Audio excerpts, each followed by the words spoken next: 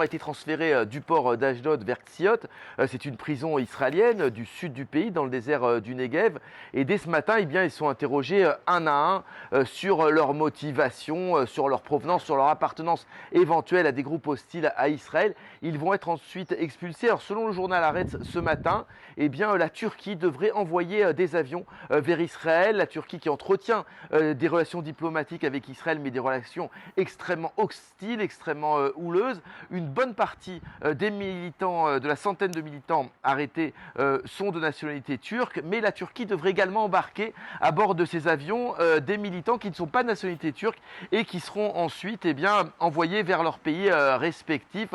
On peut donc s'attendre, c'est ce qui se passe en général, à ce que d'ici 2 ou 3 jours, tous les militants de cette flottille aient été expulsés d'Israël.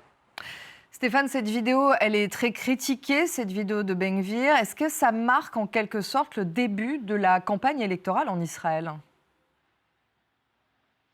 Oui, absolument.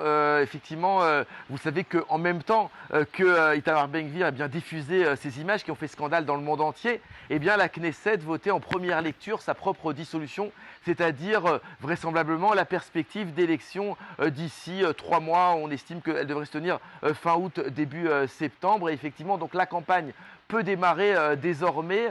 Itamar Ben-Gvir est un allié extrêmement important, on le sait, de Benyamin Netanyahou, un pilier essentiel de sa coalition, mais c'est également, on s'en rend compte avec cet incident, un allié encombrant.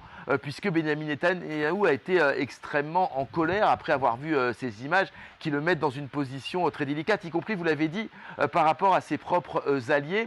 Mais ce n'en reste pas moins que eh bien, Itamar Ben-Gvir est un allié indispensable. On voit mal comment Benyamin Netanyahou pourrait former une coalition sans lui, parce qu'au fil des années, vous savez que Benyamin Netanyahou est au pouvoir quasiment sans interruption depuis 2009, à part la parenthèse Bennett en 2021. Eh bien, Benyamin Netanyahou a besoin d'Itamar Ben-Gvir, il a besoin également des orthodoxes. Ce sera donc une campagne extrêmement difficile pour le Premier ministre israélien sortant.